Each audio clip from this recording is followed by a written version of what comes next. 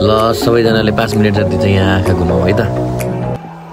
Hello guys, आज चाहिँ हाम्रो क्योटोसम्मको यात्रा रहेको छ र जति सक्दो सके जति चाहिँ म यो ब्लगमा देखाउने छु हैन।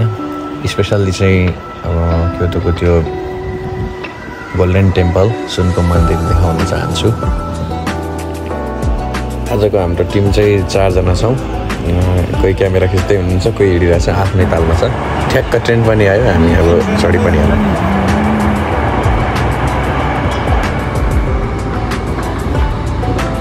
हामी छ है दाइ। फाइनली गाइस हामी चाहिँ क्योटोमा आइसकेको छौँ। अब केही समयपछि हामी क्योटोको चाहिँ एकदमै फेमस पार्कमा हामी जान्छौँ है त भोलिहरू।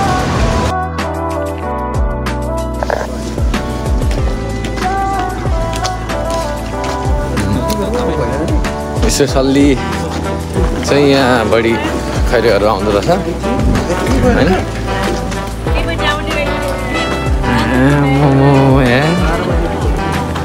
हुन त बरु क्यामेरामा नराम्रो देखिएला, तर रियल चाहिँ साँच्ची मान्नुपर्छ होइन दाइ।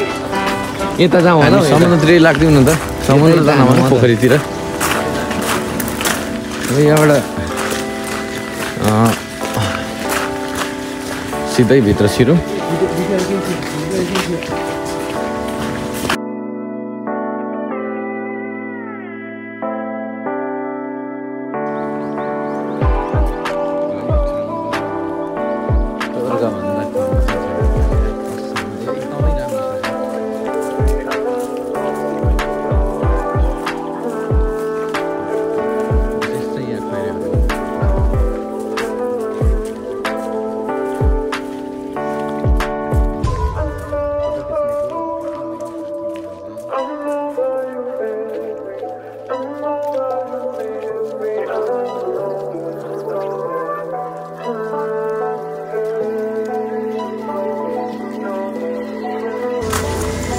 कुवा पनि रहेछ, हेर्न सक्नुहुन्छ।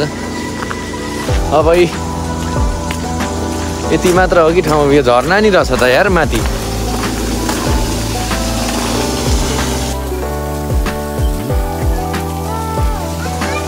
यहाँ चाहिँ सिक्का छिरायो भने चाहिँ एकदम नु हुने रहेछ, त्यही भएर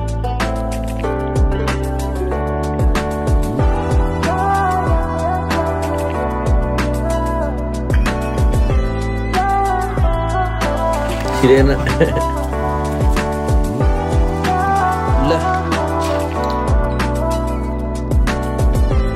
यो नि छिरेन। ल के सब हुलाइदेऊ।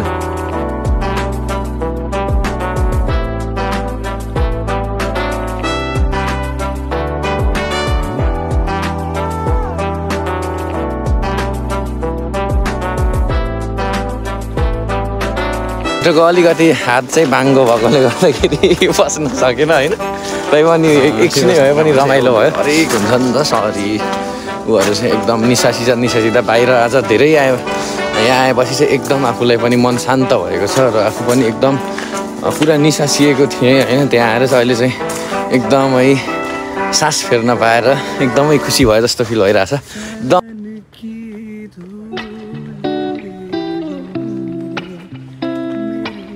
कस्तो लागिरहेछ त दाइ आजको यो भिडियोमा मैले जति देखेँ त्यो चाहिँ होइन यहाँ कैद गर्ने कोसिस गरेँ होइन। तपाईँहरूले यो भिडियो हेरिसक्नु भएकोमा सबैजनालाई धन्यवाद दिन चाहन्छु। र भिडियो चाहिँ मन परे तपाईँहरूले लाइक, कमेन्ट, सेयर र सब्सक्राइब चाहिँ जसरी भए पनि गरिदिनु होला।